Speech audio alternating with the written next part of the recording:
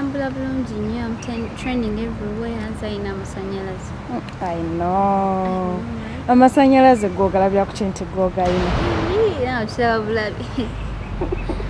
Kiraba bulabi. Abagagala basigalina lwaki ndi wano. Abagagala bagatapinge kuvaamu ggwe. Okay. Kino kiri mu contract nti olina kwambala nga bw'oyambala ku stage ne Hit Boss Management. Tekiri mu contract.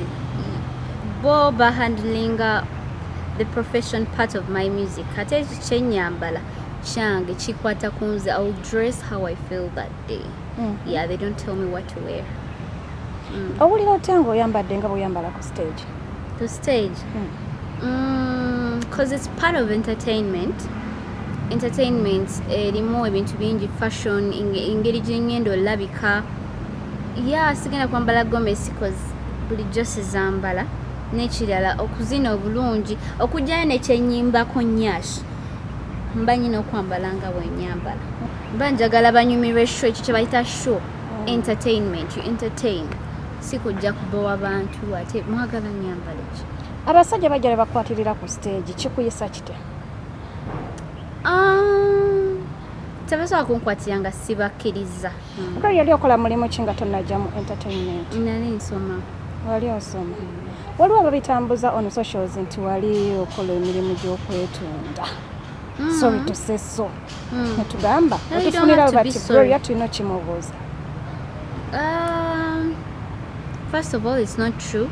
Nature and Chihuahua will get money because I'm still young. I'm going to make 20. I'm going to make 20 this September, actually. It's my birth month. Yeah. So Nali Soma before doing music, but I first paused it and decided to do my music professionally because for primary, my family knows that they all knew that I want to do music. Mami wane daddy wo jebali? Jebali balamu. Ate baivu, ate basupportinga kyenkola. They support talents. Era nkubiriza abazadde abali eyo okuwagira talent, okusoma kulungi naye si buli omu nti kwagenda ofuna muba mukama kwajja mu blessing. Mama wana baba ina talent muwagire. Oyina abaganda? Nze first born bakyasoma. Oyagala bato bwe bakula bakulabireko ki? Ndabireko determination. You be determined to do whatever you want, to do to follow your dreams. You be determined to follow your dreams. Yes, Sidik vocals. I tried to go first of all. Yeah, this stage young, yeah, soca and nini, like my biggest stage. I mean, you know, Lugogo Cricket Over is the biggest stage, isn't it? Yeah. So it was overwhelming. Like Nasanga Bantu, Gavamani, they know my music, but like looking at the crowd, doing English job posing, I'm like shocked. First of all, then ogenda okuyimba, the sound system was not nice. It messed me up, like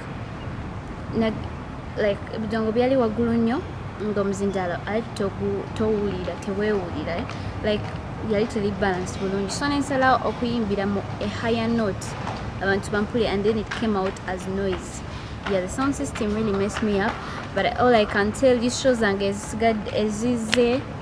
ezigoberedde zibadde zanjawulo kwekyo kyatuukawo. I didn't feel any type of way. Najja mmaliridde, najja manyi kyenjagala, so tewali asobola kunzija ku mulamwa. Music ekirungi nti gwe nayimba mu studio bamwagala, ate newala mbadde performing abadde babyagala. I can't give up. Bangi be boogeredde n'abamanyi okuyimba okunsi, bangi be boogeredde, kati ekyo tekiyinza kunkanga, si kipya.